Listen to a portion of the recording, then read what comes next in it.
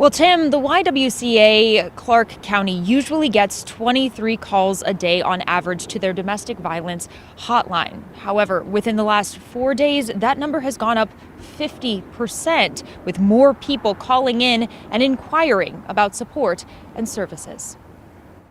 On Sunday, December 3rd, Clark County deputies were called to a home in the Orchards area for a welfare check.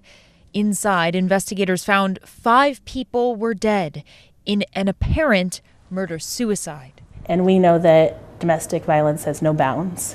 It can be any gender, it can be any race, it can be any financial situation, it can be any familial situation. The sheriff's office now believes 64-year-old Stuart Rouse killed his wife, Christina, his brother, Ronald, and his 2 adult daughters, 33-year-old Christina and 19-year-old Melissa, before turning the gun on himself. Neighbors who watched the crime scene unfold say they were shocked and saddened.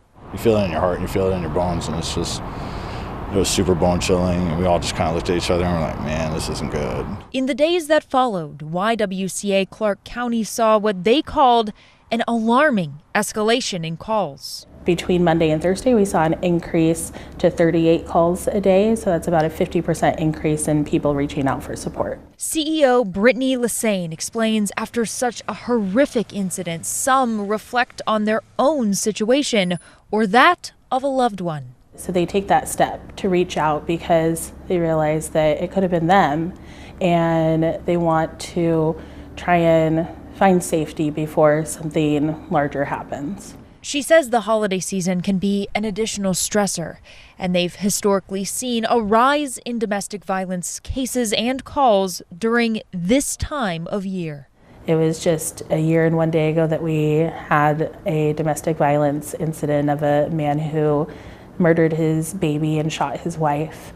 And this year we've seen 10 homicides in our community, and we as a community are grappling with that. It's senseless violence, and we want to protect our community and find a solution so that we're not seeing this happen anymore.